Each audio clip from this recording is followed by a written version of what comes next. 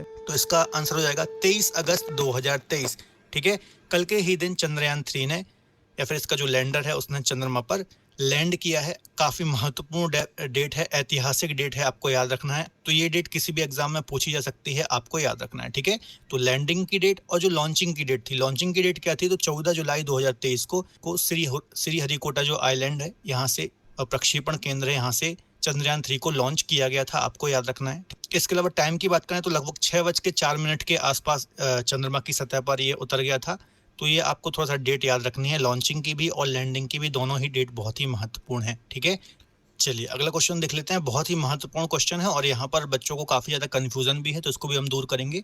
देखिए दूसरा क्वेश्चन है, चंद्रयान 3 प्रोजेक्ट के निदेशक कौन है? जो ये पूरा प्रोजेक्ट था, है ना, तो इसके निदेशक कौन थे या फिर प्रोजेक्ट डायरेक्टर कौन थे?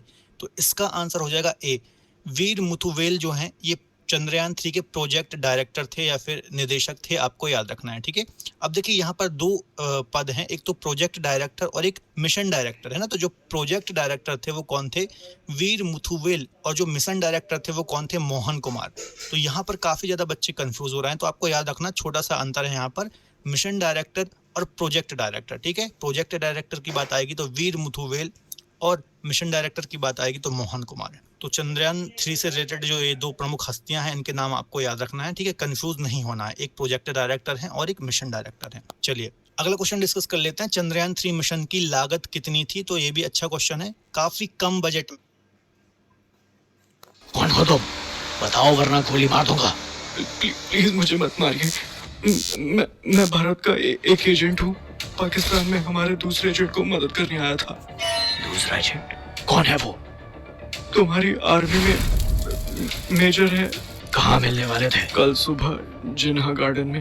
बिल्कुल वैसे ही। मैं, है ना, जो दुनिया के जितने भी देश हैं, चाहे वो अमेरिका हो, रशिया हो, है ना, जो भी कोशिश करते रहते हैं चंद्रमा पर उतरने की, लैंडिंग की, ठीक है, तो काफ़ी मोटी रकम उनको खर्च करनी पड़ती है। लेकिन भारत ने बहुत ही कम रकम में सक्सेसफुली चंद्रयान 3 मिशन को कंप्लीट किया है और सिर्फ 615 करोड़ की ये मिशन लागत थी। सी आंसर इसका बिल्कुल सही हो जाएगा। ठीक है, तो याद रखना है ये लागत जो आंकड़ा है 615 करोड़ का, ये भी बहुत महत्वपूर्ण है, आपको याद रखना है। अब आपको कमेंट में बताना है कि चंद्रयान 2 की मिशन लागत कितनी थी। ठीक है, इसका आप कमेंट में जरूर आंसर दीजिए। अगला क्वेश्चन देख लेते हैं। हाल ही में स्पेस इंक का चंद्रयान मिशन विफल हो गया। आई स्पेस इंक किस देश की निजी कंपनी है? तो देखिए इसका आंसर हो जाएगा जापान। ठीक है, जापान की एक प्राइवेट कंपनी है स्पेस इंक। ठीक है, तो इसने भी अपना एक मिशन भेजा था। जैसे कि चंद्रयान 2 की सफल लैंडिंग नहीं हो पाई थी, उस प्रकार से इसका भी जो लैंडर था उसकी भी सफल लैंडिंग नहीं हो पाई थी और ये सतह से हार्ड लैंडिंग कर करके ये इसकी मशीन खराब हो गई थी। ठीक है, तो याद रखना है ये जापान का मिशन था और यदि मान लीजिए सक्सेसफुल मिशन हो जाता, ठीक है, तो पहली ऐसी निजी कंपनी बन जाती जो कि चांद की सतह पर उसने अपने लैंडर को, ठीक है, तो जापान की ये कंपनी है, आपको याद रखना है। ऐसा ये कयास लगाया जा रहा था कि पहली ये प्राइवेट कंपनी हो जाती विश्व में जो कि चंद्रमा की सतह पर उतरती। ठीक है, लेकिन ऐसा हो नहीं सका। तो याद रखना स्पेस इंक कंपनी का नाम भी पूछा जा सकता है, तो ये याद रखना काफ़ी महत्वपूर्ण है।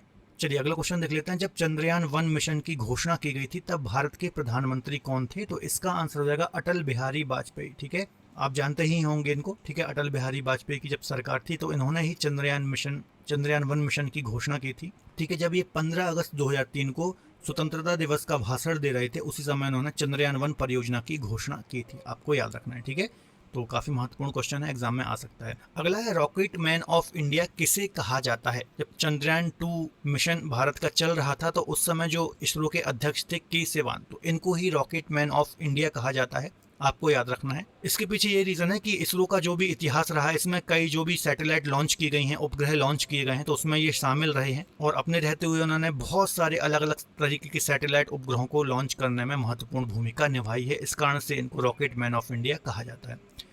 चलिए अगला क्वेश्चन देख लेते हैं, काफी महत्वपूर्ण है। हाल ही में किस देश ने चंद्रयान मिशन लूना 25 लॉन्च किया था? तो इसका आंसर हो जाएगा रूस या फिर रसिया। ठीक है, चंद्रयान 3 के जब हमने लॉन्च किया उसके ही लगभग 28 दिन के बाद रूस ने अपना लूना 25 चंद्र मिशन लॉन्च किया था। ठीक है, जो कि 21